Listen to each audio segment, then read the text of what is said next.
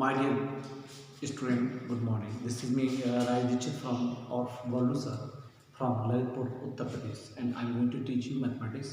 So please pay attention to what my goal. Last session, I'm going to teach you about the two way how can solve the equation. These are in Hindi. We are going saying about the Bajgunankhand, Vilopan and Pratisthapan. And now is today I am going to start a new topic that is बजगुणनखंड। आज मैं बजगुणनखंड का नया topic शुरू कर रहा हूँ। आपका प्रतिस्थापन में काफ़ी क्वेश्चंस अवेलेबल होंगे, जो नहीं होंगे तो मैं माय डियर स्टूडेंट मैं आपको बता दूँ कि किसी भी क्वेश्चन में बोर्ड के क्वेश्चन कराऊंगा उसमें सब चीज़ क्लियर करा दूंगा। किसी भी क्वेश्चन में यहाँ पे कोई भी गाइडेंस नहीं होता कि आपको किस विधि से करना है। मैं आपको बता दूँ, जब भी आपके टिपिकल क्वेश्चन होते हैं, टिपिकल क्वेश्चन के लिए कोई भी विधि नहीं डिसाइड की जाती, कोई भी विधि नहीं दी जाती। आपने देखा होगा कि विलोपन विधि, प्रतिस्थापन में कुछ क्वेश्चंस आ रखे हैं और कुछ क्वेश्चंस को आपको करना है। तो माय डियर स्टूडेंट वहाँ पर कोई भी जरूरत नहीं है कि आप इस विधि का इस्तेमाल करें। माय डियर स्टूडेंट उन क्वेश्चंस को बेहतर तरीके से अगर किया जा सकता है तो वो बजगुणनखंड विधि। आइए समझते हैं बजगुणनखंड विधि क्या होता है। My dear student a1x plus b1y is equal to c1, a2x plus b2y is equal to C2। ये हमारे ABC अचर है और x y चर है। बजगुणनखंड में क्या होता है, सबसे पहले मैं क्या करता हूँ, x को लेता हूँ। x को ले लिया, x को आप बंद कर दिया। हमारे आपके जो नंबर्स आपके लिखे हैं, अंक लिखे हैं, उन अंक को केवल आपको यथावत रखना है। चिन्ह से b1 b2 c1 c2। इसके बाद आप बराबर लगाएं। बराबर के बाद y की वैल्यू लिखनी है आपको। y की वैल्यू बंद कर दी तो y के आगे क्या लिखा आपको लिखा होगा c1 c2। इस साइड आ जाइए, क्या लिखा है a1 a2। यहाँ पे आएगा आपका एक क्यों आएगा, क्योंकि आपको पता है कि यहाँ पे हम पूछे आपसे कि किसका गुणज होगा, आपने कहा s का गुणज होगा a1। यहाँ पे काय का गुणज होगा, y का गुणज होगा b1। तो यहाँ पे c1 किसका गुणज होगा। तो माय डियर स्टूडेंट हर संख्या में एक का गुणा होता है, जैसे मैं पहले बता चुका। प्रत्येक संख्या में एक का गुणा और एक का भाग। तो एक बात जान लीजिए, एक का गुणांक है c1, तो c1 के लिए क्या लिखा जाएगा, एक लिखा जाएगा। समझ में आता है कि नहीं समझ? आप देखिए 2x plus 3y is equal to 5। तो हमने कहा x के आगे क्या है 2, y के आगे क्या है 3, तो 5 किसके आगे है, यहाँ पे गुणा होगा मान लो 1, तो 5 किसके आगे होगा 1। तो x y 1 हम ये बोलेंगे चाहिए x y और y। माय डियर स्टूडेंट यहाँ पे वैल्यू के लिए मैंने आपको बता रखा है कि किस तरह से क्या किया जाता है। आइए इसके बारे में मैं आपको बताना चाहता हूँ, तो कोई टेंशन की बात नहीं है। आप आइए टॉपिक पहले, तो आप देखेंगे कि यहाँ पे वैल्यू 2 होती है, यहाँ प्लस भी होती है माइनस। मैं आपको बता दूँ, अगर हम मान लें कि ये सब एक पक्ष में है, जिसे कहते हैं भारत, मान लो इसको मानते हैं भारत। दूसरा ये क्या है, पाकिस्तान। सपोज दैट मैं डिवाइडेशन करता हूँ, दोनों देश एक ही मुल्क, एक ही भाई के, दोनों एक ही थे, अब दोनों अलग अलग हो गए। एक माँ के दो टुकड़े दिए हैं, इन दोनों भाई हैं प्रेम पूर्वक और दोनों अलग अलग। तो मैं आपको बता रहा हूँ कि अगर कोई भी c1 और c2 की वैल्यू एक ही पक्ष में रह रही, भारत में रहे, मतलब कैसे, a1x plus b1y plus c1 is equal to, यहाँ कुछ नहीं रहेगा, मान लीजिए a2x plus b2y plus c2 is equal to, मतलब दूसरा पक्ष पूरा खाली रहे और c1 c2 एक ही पक्ष में रहे, तो ऐसे स्थिति में एक ही पक्ष में होगा तो यहाँ पे मान धनात्मक आएगा। इस कंडीशन में अगर होगा तो धनात्मक मान आएगा। लेकिन c1 c2 दूसरे पक्ष में चले जाते हैं, राइट हैंड साइड चले जाते हैं, तो ऐसी स्थिति में यहाँ पे माइनस बना है। तो नोटिस कर लीजिएगा, आपको हमेशा दिमाग में बैठा लें, परमानेंट याद रखें। हमेशा कभी भी कोई भी कंडीशन ऐसी नहीं होगी, अगर ऐसा होगा ऐसे में आप सवाल को हल कर देंगे तो आपका पूरा सवाल गलत हो जाएगा। मान लो यहाँ पे c1 के बाद 0 है और यहाँ पे c1 लिखा हुआ है, यहाँ पे 0 नहीं, या तो दोनों c1 c2 अंदर होना, c2 होगा, या तो दोनों अंदर ही होना चाहिए या फिर दोनों बाहर। अगर अंदर एक ही पक्ष में रहेंगे, मीन्स जान लो भारत में रहेंगे हम लोग सब, एक ही पक्ष भारत में है, तो मान आएगा धनात्मक। एक ही जगह है तो सब लोग क्या धनात्मक। लेकिन अगर दूसरे पक्ष में चला जाता है, जैसे ये कंडीशन यहाँ पर c1 और c2 का मान कहाँ पे, राइट हैंड साइड में दूसरे पक्ष में, इसलिए यहाँ पे वैल्यू क्या होगी माइनस। अब अगर आप इसको बंद कर देंगे, इसको आप हाथ से दबा दीजिए, अब यहाँ तो कोई संख्या नहीं है, तो संख्या आगे क्या होगी, a1 a2 b1 B2। मैंने क्या किया, मैंने केवल वैल्यू, मैंने पहले x को 1 किया, B1 B2 C1 C2, B1 B2 C1 C2, यहाँ y को 1 किया C1 C2, इस साइड को ले लेते हैं C1 C2, आज आ गए A1 मतलब आपका सर्कुलर A B C। अगर आप सर्कुलर की बात करेंगे A को 1 करेंगे तो B और C मिलेगा, B को 1 करेंगे C और A मिलेगा, और C को 1 करेंगे तो A और B मिलेगा। मैंने बताया ये सब सर्कुलर माने एक क्रम से एक सर्कल में। अब अगर आपको प्रमाणित करना है क्या आपने लिखा होगा ठीक है, कहीं गलती तो नहीं हो गई, तो माय डियर क्लास स्टूडेंट देखिए ये वाली लाइन आपकी यहाँ पे होगी, ये नोटिस कर लीजिए, ए वाली लाइन यहाँ पे होती है और ए वाली लाइन यहाँ मतलब आगे वाली आपकी लाइन यहाँ से मैंने बताऊँ डॉट डॉट डॉट यहाँ पे आ गई, यहाँ पे मैंने डॉट डॉट डॉट कर दिया, तो ये वाली लाइन यहाँ से यहाँ पे आ गई, तो ये वाली लाइन यहाँ पे होती है, ए वाली लाइन यहाँ पे होती है, ये वाली लाइन आपकी आगे होती है। यह इसका लिखने का सवाल हल करने का तरीका होता है। आपको पता है यहाँ पे एक अननोन नंबर s है जिसे हम कहते हैं चर, यहाँ पे पूरी वैल्यू मतलब ये मान पूरा वैल्यू का होता है। जब आपका सवाल हल करते हैं तो अगला स्टेप कैसे किया जाता है, आइए हम आपको बताते हैं अगला स्टेप पढ़ने की व्यवस्था, अगला स्टेप कैसे किया जाता है। तो अपना जो टॉपिक आ रहा था तो करना क्या है, मैं x की वैल्यू यहाँ पे लिखूंगा, x के बाद क्या होगा, इन दोनों का क्रॉस मल्टीप्लिकेशन होगा यहाँ पे, देखते जाइए तीर के निशान को देख लीजिए। पहले B1 का जो मल्टीप्लिकेशन C2 से होगा वो पहले लिखेंगे, यहाँ लगा रहा है B1 और C2 minus B1 C2 B2 C1 B2 C1, ये मल्टीप्लिकेशन क्या आप समझ चुके होंगे। B1 का C2 से मल्टीप्लिकेशन होगा और B2 का C1 से होगा, C1 A2 बराबर y बराबर क्या आ जाएगा, यह आएगा आपका C1 और दूसरे किससे होगा A2 से मल्टीप्लाई यहाँ पे C2 A1 होगा। इसी प्रकार से y के बाद मैं यहाँ पे आ रहा हूँ, क्योंकि मेरे यहाँ पे हो सकता है B2 यहाँ पे नहीं आए तो आसानी से आपका यहाँ पे आ सकता है। A1 का B2 से multiplication, A1 B2 minus A2 B1 ये होता है अगला स्टेप होता है। पहला स्टेप क्या रहा, मैंने बंद करके वैल्यू रखी, बाई को बंद करके मैंने वैल्यू रखी और फिर चेक कर लिया, फिर हुआ B1 के साथ जिसका मल्टीप्लिकेशन क्रॉस में होगा वो पहले लिखा जाएगा, B2 का जिसके साथ होगा वो दूसरे नंबर पर लिखा जाएगा। इस तरह से हम करेंगे। दूसरा आप देख रहे हैं ये वैल्यू है, मान है, ये भी मान है, ये भी मान। अब एक का मान, ये वाला मान पूरा मान है, परंतु इसमें अननोन नंबर x है, इसमें अननोन नंबर y। तो आप क्या करेंगे, पहला जोड़ा बनाएंगे इस तरह से इसके साथ और दूसरा जोड़ा बनाएंगे इसका, क्योंकि तीनों वैल्यू आपकी बराबर है, आपको ज्ञात है। माने x के साथ ये वाली वैल्यू बराबर -1 ये वाला लिख देंगे और दूसरा y के साथ C1 C2 -C2 C1 के साथ एक इसको लेकर ये दूसरी वैल्यू बना देंगे, ताकि दो जोड़ा बन के हमारा तैयार हो जाए। तो आपको समझ में आ रहा है यहाँ से क्या होता है, यहाँ से क्या होता है कि इसके साथ एक वैल्यू के साथ एक जोड़ा बन जाएगा, ऐसे बन जाएगा सब होगा x B1 C2 minus B2 C1 is equal to -1 A1 B2 minus A2 B1, एक ये हो जाएगा। दूसरा आपका क्या होगा, आपका y का आ जाएगा, y को जो करेंगे तो y का क्या है आपका C1 A2 minus C2 A1 बराबर -1 A1 B2 minus A2 B1। इस तरह से जो जोड़ा बन के तैयार हो जाएगा। इसको सॉल्व करके ये नंबर ए वाले भी नंबर से ए वाले भी नंबर से वैल्यू निकलेगी x की, इसी प्रकार से ये भी नंबर तो वैल्यू निकलेगी y की। इस तरह से दोनों की निकल के आ जाएगी। ये सूत्र आप लोग अंडरस्टूड कर लें और फिर नए टॉपिक पे आ जाए तब हम आपको कराते हैं कैसे सवाल किया जाता है। हेलो माय डियर स्टूडेंट, जैसे मैं आपको बता रहा था यहाँ जस्ट कि सवाल को करते कैसे, अब आइए टॉपिक पे आ जाएंगे। यहाँ पे x के आगे 5 लिखा है, x के आगे यहाँ पे क्या होगा माय डियर स्टूडेंट 1 होगा, y के आगे 4 है, -4 है, 12। आपको सबसे पहले क्या करना है, s की वैल्यू लेनी है। s को बंद करेंगे तो क्या हो जाएगा 4 -12, 4 आ जाएगा, -12 को हम लोग ले लेंगे। इसके बाद क्या बचा -4 और -2। ये बात ध्यान रखेंगे, प्लस के मान को लिखने की जरूरत नहीं है, लेकिन अगर माइनस का मान होगा तो उसको लिखने की आपको आवश्यकता होगी।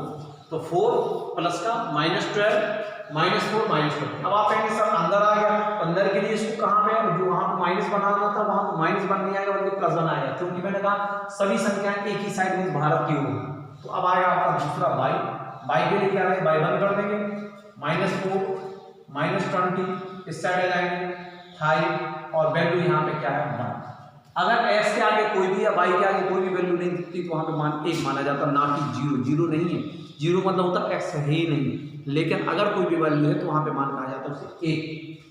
यहाँ पे माइनस नहीं लगाना है गलती से, क्योंकि दोनों मान आपके अंदर एक ही तरफ थे, एक ही साइड थे, इसलिए माइनस नहीं लगेगा बल्कि प्लस। c को बंद करेंगे तो 5 1 आ जाएगा और 4 -12। चेक करने का तरीका क्या होता है, ए वाली लाइन यहाँ पे, ए वाली लाइन यहाँ पे, ए वाली लाइन यहाँ पे, ये चेक कर लेंगे। नेक्स्ट क्या होगा, क्रॉस मल्टीप्लिकेशन। अगला स्टेप जो होता है जिसे हम कहते हैं क्रॉस मल्टीप्लिकेशन। क्रॉस मल्टीप्लिकेशन का मतलब होता है कि पहले वाले पद से दूसरे पद 4 मल्टीप्लाई -20, बीच में माइनस आएगा, चूंकि दोनों माइनस आ रहे हैं तो पोस्टर लगाना पड़ेगा, -12 मल्टीप्लाई बाई -4। अगला आपका आ जाएगा बाई -4 मल्टीप्लाई बाई 1, एक पोस्टर में एक्सेप्ट करते हैं, -24 आ जाएगा। इसके बाद आ जाएगा 1 के लिए क्या आ जाएगा, यहाँ मल्टीप्लाई पाएगा 5 मल्टीप्लाई बाई -12। माइनस हमेशा आपके दोनों पदों के बीच में परमानेंट माइनस का चिन्ह आता है, तो 5 मल्टीप्लाई बाई, और यहाँ पे आ जाएगा आप पोस्टर लाइन होती है क्योंकि यहाँ पे प्लस का वैल्यू है, 1 + 4 आ जाएगा। आप देख लीजिए ये वैल्यू पूरी आपकी दे रखी है। आइए और चलते, अगला स्टेप में चलते, ठीक। तो आपको देखिए 4 -20, ठीक है, चेक कर लीजिए, -12 -4, ठीक है, इज इक्वल टू बाई आ गया, -4 मल्टीप्लाई बाई और -20 मल्टीप्लाई बाई 5। यहाँ गलती हो गई, यहाँ 4 की जगह आपको 5 होना चाहिए, -4 मल्टीप्लाई 5 मल्टीप्लाई -12 -1 मल्टीप्लाई बाई 4। एक बार आप रिपीट जरूर कर दें, अगर गलती हो जाती है तो वो लाइन काट करके आप अगली बार से दोबारा फिर लाइन लिख सकते हैं, नहीं तो बात तक आपने किया और पता चला आंसर नहीं आया और आपको लगा यही उत्तर था और बोर्ड में आपके 2 नंबर 4 नंबर 6 नंबर आपने एक झटके में बोल, इसलिए इस बात। नेक्स्ट स्टेप होगा, आइए मल्टीप्लिकेशन ऐसे करेंगे, 4 दूनी 8 -80, पोस्टर लगा रहेंगे तो आप इसको पोस्टर के अंदर निपटा लें या फिर बाहर ही रहें, माइनस अगर आप चाहते हैं तो पोस्टर से कर सकते हैं, माइनस प्लस होगा, बच्चों 48। इसके बाद दूसरा होगा हमारा बाई की वैल्यू, तो -4 एकम 4, सिंपल है, बहुत आसानी से आप करते चले जाते हैं। आप माइनस का चिन्ह लें, अगर प्लस का आ जाएगा तो फिर आप प्लस कर दें, नहीं तो माइनस का आ जाएगा। 20 25 100 और माइनस हो जाएगा प्लस, 100 वैल्यू बराबर यहाँ 1 आएगा, 1 के बाद आया 12 25 -60, यहाँ माइनस लगा लें, 4 1 4। एक बार चेक कर लें, s ठीक था, -20 जो कि 80 ठीक था, minus plus plus minus minus plus minus ऊपर 48 ठीक है, -4 एकम 4 सही है, और 20 25 100 माइनस प्लस 100 सही हो गया, 12 25 60 माइनस आ गया -4। इस तरह से आपकी वैल्यू होगी। अगले आप आराम से बिल्कुल स्लोली तरीके से चले जाएंगे और आपका आंसर बिल्कुल ठीक ढंग से चला जाएगा। दोनों पद अगर एक से चिन्ह होते हैं तो सीधे जुड़ जाते हैं, आपको पता माइनस जुड़ जाएगा, 80 में 4 जुड़ेंगे तो 128 आ जाएगा, -128 8 8 4 12, ठीक है। दूसरा आपकी वैल्यू आ गई, बाई की वैल्यू आ गई, बहुत आसानी से कर सकते हैं। अगर अलग अलग चिन्ह है तो घट जाते हैं, बड़ी से घटने का नियम क्या है, अलग अलग चिन्ह हमेशा घट जाते हैं, बड़ी से छोटी संख्या घट जाती है और बड़े का चिन्ह आ जाता है। नोटिस कर लीजिए, अलग अलग चिन्हों वाली संख्याएं आपस में घट जाती है, बड़ी संख्या से छोटी वाली संख्या घट जाती है और बड़ी वाली संख्या का चिन्ह आ जाता है, जो भी चिन्ह। तो यहाँ पे आप देख रहे हैं बड़ी संख्या 100 की है, 100 में से 4 जाएगा, बचेगा 96 और चिन्ह लागू होगा बड़ी संख्या 96। आगे आपका 1 है, ठीक है, स्पष्ट हो गया। आपकी एक से चिन्हों वाली संख्या आपस में जुड़ जाती है और उसी का चिन्ह आ जाता है, चाहे वो ऋण हो चाहे 60 में 4 जुड़ेंगे आपका 64 हो जाएगा। देखिए मैंने बताया था, आपको क्या बताया था कि इसमें एक अज्ञात संख्या है, इसमें भी अज्ञात संख्या है, लेकिन ये ज्ञात संख्या है। अब ऐसे स्थिति में आपको क्या करना है, जो ज्ञात संख्या है उसका जुड़ा दोनों के साथ x 1 - 128 is equal to 1 upon -64, ये एक चीज हो जाएगी, बाई 96 इज इक्वल टू 1 बटे -64। वैल्यू निकालिए x की, तो ये यहाँ पे चले जाएंगे, करके देख लीजिए x इज इक्वल टू -128/-64 और y इज इक्वल टू 96/-64। अगर आपका विभाजित हो जाता है माइनस से माइनस विभाजित हो जाएगा, 4 दूनी 8 और 6 दूनी 12, ये 2 बार करके x बराबर 2 आ जाएगा। अगर कहीं पर ऐसी स्थिति आती है तो फिर आप क्या करेंगे? सबसे छोटी संख्या होती है तो 6 दूनी 12 गलत नहीं आ रहा, तो ऐसी स्थिति में सबसे संख्या छोटी होती 2, 3, 5 इन सबसे काटना पड़ता है। विभाजन करना मैं अलग से बताना चाहता हूँ। विभाजन कैसे किया जाए? माइनस ऊपर लागू हो जाता है 6, 2 से काटेंगे 2 किया 6, 2 दूनी 4, यहाँ काटेंगे 2 चौके 8, एक बच्चा 16, 2 8 16। अब देखिए 2 का भाग कितना दिखाई पड़ रहा है, चेक कर लीजिएगा। 48, 8 दूनी 16, 4 दूनी 8 9, 2 दूनी 4, 3 दूनी 2 से काटेंगे तो 2 1 हम 2, यहाँ बचेगा 2 6 के बाद 2 दूनी 4, 2 चौके 2 8 16 12 4 6 2 3। देखिए इसे कहते हैं विभाजन प्रमेय। किसी भी संख्या को उनके नियत मतलब आभास संख्याओं द्वारा काट करके छोटा कर देना। आभास संख्या क्या होती है? 2 3 5 7 11 3। मुख्यतः 2 के भाग में जाने का नियम क्या होता है मैं आपको बता दूं। जिस संख्या के अंत में 0 2 4 6 8 हो उसमें 2 का भाग चला जाता है। 3 के भाग जाने का नियम क्या होता है? किसी संख्या के योग में, योग माने कि अगर 342 लिखा है तो 3 धन 4 धन 2 इन तीनों संख्याओं को जोड़ करके अगर उसमें 3 का भाग चला जाता है तो वो संख्या 3 से विभाजित हो जाती है। 5 के भाग का नियम क्या होता है? जिस संख्या के अंदर 0 और 5 है, 0 और 5 है, 0 एक बार दोनों नोटिस कर लीजिए, 0 औसतन काय से विभाजित हो जाएगा? 2 से। पहले आपको ज्ञात है 2 से विभाजित हो जाएगा, लेकिन जिस संख्या अंत में औसतन 5 बचेगा वो संख्या आपसे 5 दोनों विभाजित तो 2 0 और 5 जिसके अंत में होगा वो 5 से होती है, लेकिन माय डियर स्टूडेंट जब तक 0 रहेगा वो 2 से विभाजित होता रहेगा। इसलिए आपको एक बात का ध्यान रखना, 7 से विभाजन का नियम थोड़ा सा अच्छा होता है। क्या होता है? अगर कोई संख्या जैसे हमने कहा 600, यहाँ पे कोई संख्या दे इकाई के अंक का गुना कर दें 6 दूनी 12, करने के बाद उस संख्या से घटा दें, यहाँ बचेगा 5 में से 3 बचा, 6 में से 11 बचा 4 5 और यहाँ बचेगा 6।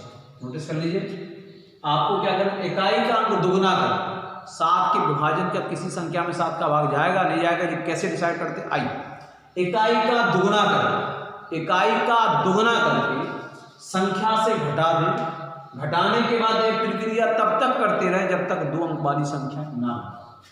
3 दूनी 6 घट जाएगा, 5 में 15 6 9 यहाँ बचेगी। अगर इस भाग में अगर इस संख्या में अगर फिर 7 का भाग चला जाता है तो यह पूरी संख्या 7 से विभाजित हो जाती है। कैसे? 7 7 49 7 8 56 7 9 63 नहीं जाता, इसी संख्या का भाग नहीं है।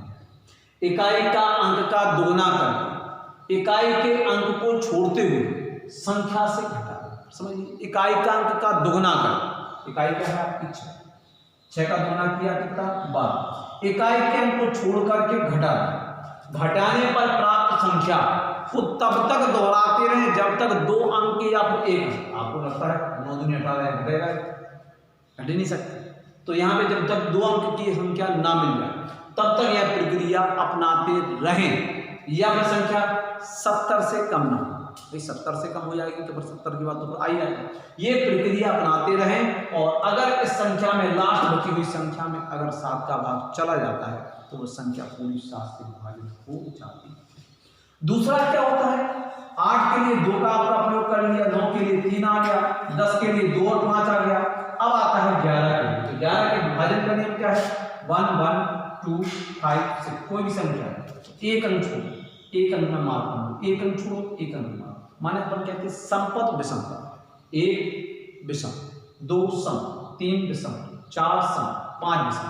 समपद को अलग जोड़ो, 5 और 1 6, विषम पद को अलग जोड़ो, 6 2 8 1 9, आपस में दोनों को घटाओ।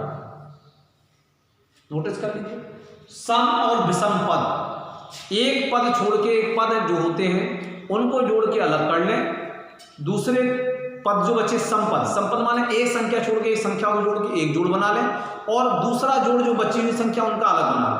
दोनों को घटाने के बाद अगर वैल्यू 0 या 11 का पहाड़ा आता है तो उस पूरी संख्या में 11 का भाग चला जाएगा। फिर समझो, कोई भी पद है, एक छोड़ के एक पद को हम क्या कर लें अलग, और फिर दूसरा पद कर लें और दोनों को जोड़ लें। दोनों के जोड़ने में अगर 11 का भाग चला जाता है तो संख्या 11 से भाजित होती है, अन्यथा 11 से भाजित नहीं। तो मैंने आपको एक चीज बताई। अब हमारे पास जो वैल्यू निकल के आ गई, जो आपको बोर्ड पर दिखाई दे रहा है, जो वैल्यू निकल के आई है वो क्या निकल के आई है?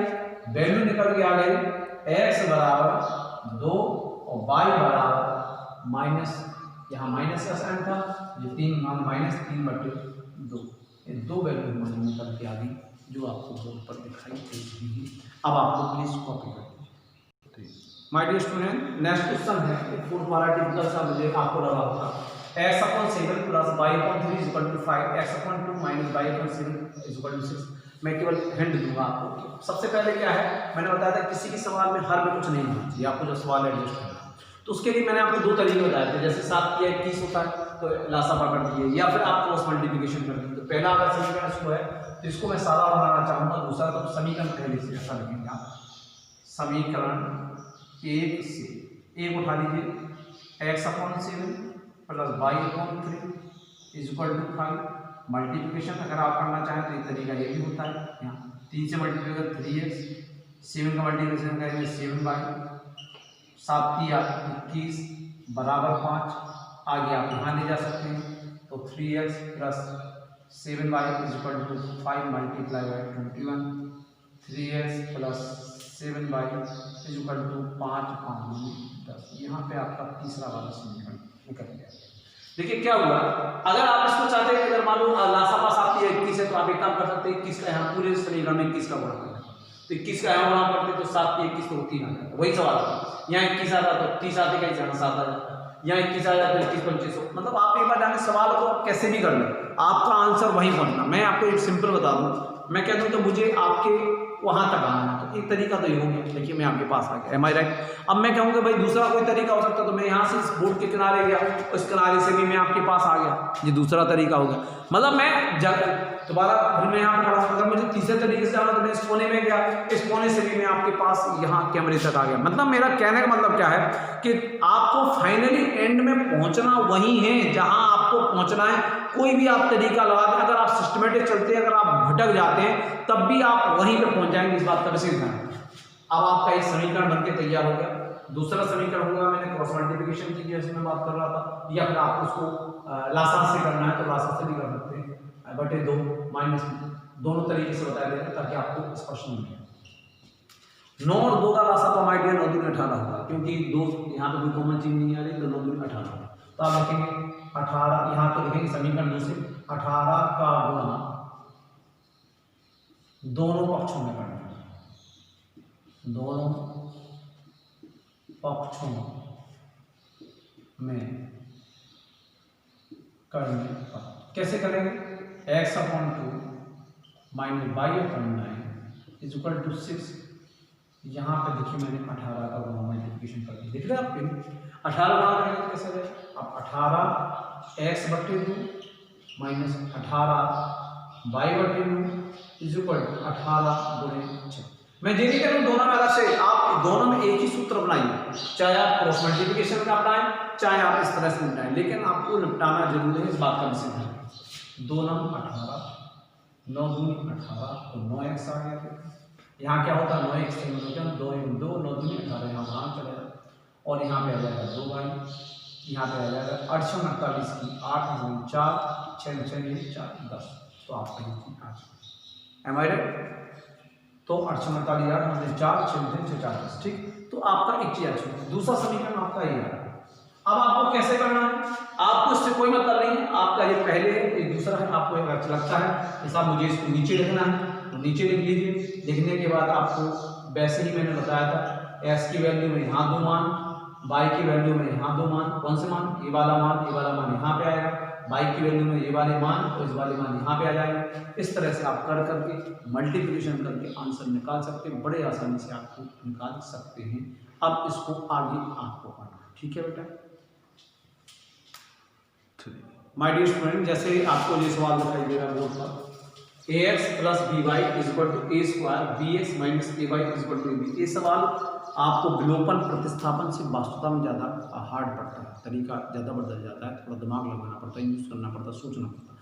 लेकिन इस सवाल में सोचने की जरूरत नहीं। सबसे बेहतर अगर इस प्रकार से मूल नंबर क्या है, देखिए एक अचर कहलाते अचर पदों का और अचर पदों के साथ जब गुणांक आ जाता है तो आपको क्या करना है, आगे कैसे बात करना।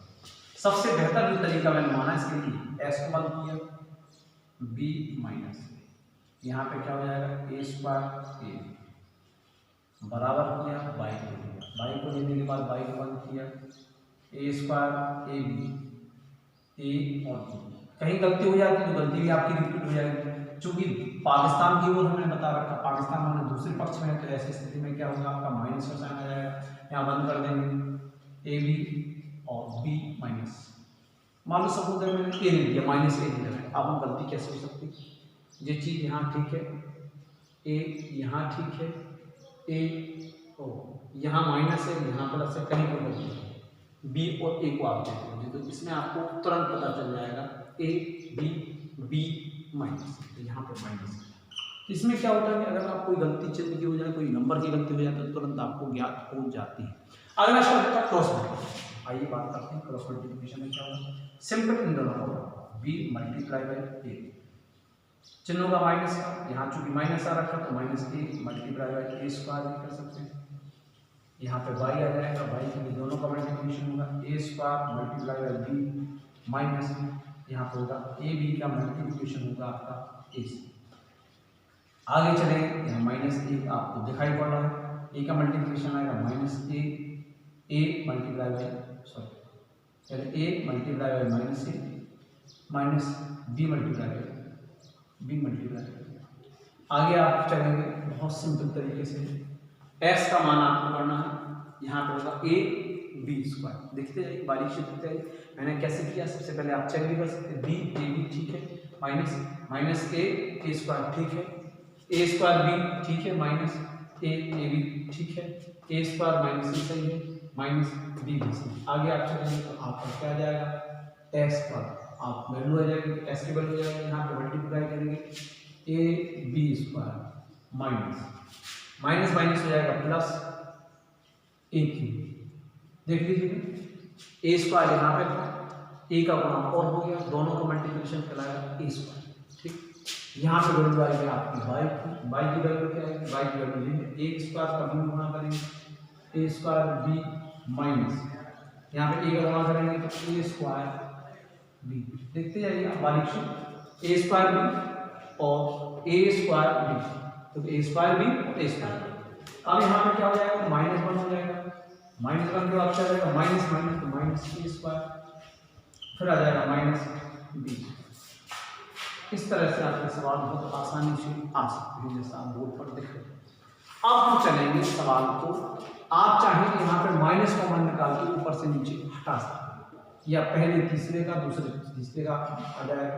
यहाँ कॉमन क्या निकल रहा ए क्या जाएगा बी स्क्वायर प्लस ए स्क्वायर आपने निकाल दिया बराबर माइनस वन मैंने लिखा, माइनस को बाहर निकाल देंगे तो ए स्क्वायर प्लस बी स्क्वायर। समझ में आ गया आपने क्या किया, माइनस को कॉमन निकालेंगे तो अंदर के चिन्ह बदल जाते हैं, यहाँ माइनस से माइनस भारित हो जाएगा, एस की वैल्यू क्या जाएगी माइनस ए, क्रम में नियम होता है आगे पीछे कर सकते हैं, ए स्क्वायर बी स्क्वायर बटे ए स्क्वायर प्लस यहाँ विभाजित हो गया, मान की वैल्यू निकल आई आपकी। आगे अब आएगा आपका दूसरा वाला जब बाई की बात करते हैं, तो बाई के लिए भी कर सकते हैं, आपका ए बी इसमें से ए बी चला जाएगा, कितना बचेगा जीरो बचे माइनस वन बटे minus A square minus B square. Zero के साइड ले जाएंगे, जीरो का मल्टीप्लिकेशन किसी संख्या में करने पर जीरो, भाग करने पर भी जीरो, बाई का मान आपका निकल के आ जाएगा जी। अतः हमारे ऊपर सवाल कितना सरल, बिल्कुल समझ। आपको वैसे अगर आपको करना होता तो क्या करते, अगर इसको बैलेंस करना था तो यहाँ क्या करते, बी का गुणा साइड करते तो यहाँ पे ए बी आ जाता, और ए का गुणा इसमें करते तो ए बी आ जाता, या ए को बैलेंस करते तो ए का गुणा यहाँ करते तो यहाँ भी ए बी आ जाता, बी का गुणा यहाँ करते तो फिर यहाँ भी ए बी आ जाता। इसलिए सवाल बहुत कठिन होगा। तो माय डियर स्टूडेंट, किसी भी कठिन सवाल को निपटाने के लिए या फिर रिक्यूट करने के लिए या बैलेंस करने के लिए सबसे अच्छा तरीका क्या होता है, जो आपको बोर्ड पर दिखाई दे रहा है। सबसे अच्छा होता है वज्र गुणनखंड विधि, जिससे कठिन से कठिन सवालों को बड़े ही आसान तरीके से किया जा सकता है। नोट डाउन कर लें।